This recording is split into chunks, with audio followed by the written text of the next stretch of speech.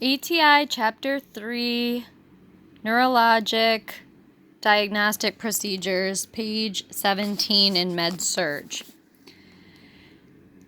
Neurologic assessment and diagnostic procedures are used to evaluate neurologic function by testing indicators such as mental status, motor functioning, electrical activity, and intracranial pressure. Neurologic assessment and diagnostic procedures that nurses should be knowledgeable about include cerebral angiography, cerebral computed tomography, CT scan, electroencephalography, EEG, Glasgow Coma Scale, GCS, intracranial pressure monitoring, lumbar puncture, spinal tap, magnetic resonance imaging, MRI, positron emission tomography, PET, single photon emission computed tomography, SPECT, SPECT, and radiography X-ray. Cerebral angiography provides visualization of the cerebral blood vessels. Digital subtraction angiography hides the bones and tissues from the images, providing X-rays with only the vessels apparent. The procedure detects defects, narrowing, or obstruction of arteries or blood vessels in the brain. The procedure is performed within the radiology department because iodine-based contrast dye is injected into an artery during the procedure. Indications for cerebral angiography is used to assess the blood flow to and within the brain, identify aneurysms, and define the vascularity of tumors. Useful for surgical planning. It is also used therapeutically to inject medications that treat blood clots or to administer chemotherapy. Considerations with pre-procedure would be if the client is pregnant, a determination of the risk to the fetus versus the benefits of information obtained by this procedure should be made. Nursing actions are to instruct the client to refrain from consuming food or fluids for 4 to 6 hours prior to the procedure, assess for history of allergies. Any history of bleeding or taking anticoagulant medication requires additional considerations and additional monitoring to ensure clotting after the procedure. Assess BUN and blood creatinine to determine the kidney's ability to excrete the dye. Ensure that the client is not wearing any jewelry. A mild sedative for relaxation is occasionally administered prior to and during the procedure, and vital signs are continuously monitored during the procedure. Client consideration or client education would be that instruct them that the head will be immobilized during the procedure, and it is important to remain still. Void immediately prior to the procedure. Following the dye injection, it is common to experience a metallic taste and feel a sensation of warmth behind the eyes and over the face, jaw, tongue, and lips. Intra-procedure. The client is placed on radiography table where the client's head is secured. A catheter is placed into an artery, usually in the groin or the neck. Dye is injected and X-ray pictures are taken. This is all for the cerebral angiography. Once all pictures are taken, the catheter is removed and an arterial closure device is used or pressure is held over the artery to control bleeding by thrombus formation, sealing the artery.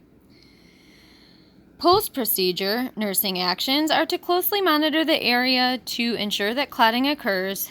Movements are restricted depending on the type of procedure used to seal the artery to prevent rebleeding at the catheter site, and place an ice pack on the insertion site.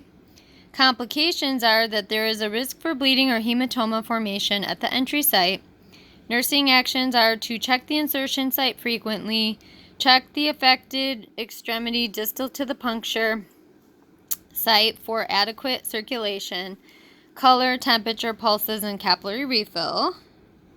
And if bleeding occurs, to apply pressure over the artery and notify the provider. Because this complication of risk for bleeding or hematoma formation, these are the things that the nurse needs to look for. This completes page 17 on Chapter 3, Moving on to cerebral computed tomography scan. A CT scan provides cross-sectional images of the cranial cavity. A contrast medium can be used to enhance the images. Indications for CT scanning can be used to identify tumors and infarctions, detect abnormalities, monitor response to treatment, and guide needles used for biopsies. Considerations pre-procedure for the CT scan. And if the client is pregnant, a determination of the risk to the fetus versus the benefits of the information obtained by this procedure should be made. Nursing actions are if contrast media and/or sedation is expected, to instruct the client to refrain from consuming food or fluids for at least 4 hours prior to the procedure. Assess for allergy to shellfish or iodine, which would require the use of different contrast media.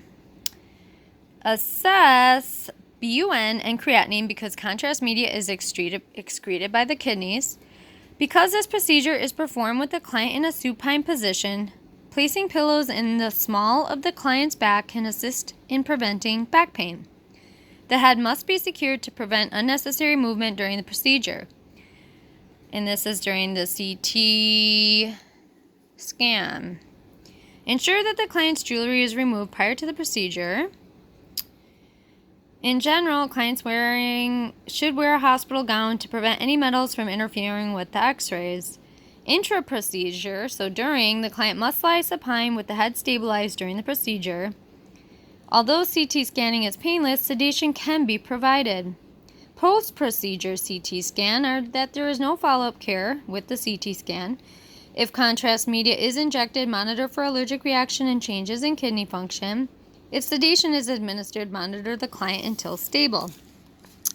EEG, electroencephalography.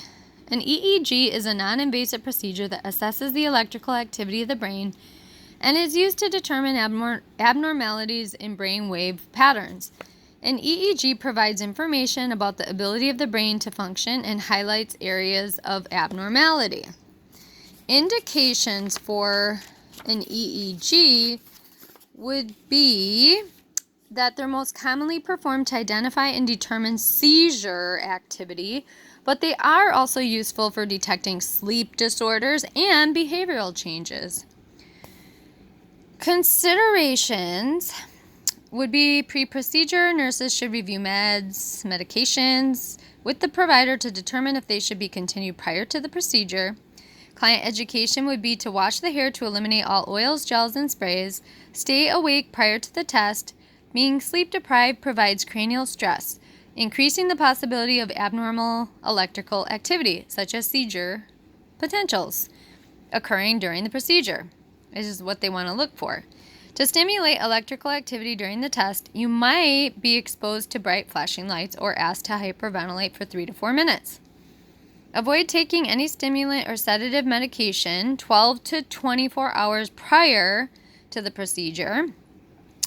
During the procedure, intra-procedure, the procedure generally takes about 45 to 120 minutes, which is 2 hours. There are no risks associated with the procedure. The client is resting in a chair or lying in a bed. Small electrodes are placed on the scalp and connected to the brainwave machine or computer. Electrical signals produced by the brain are recorded by the machine or computer in the form of wavy lines. This documents brain activity.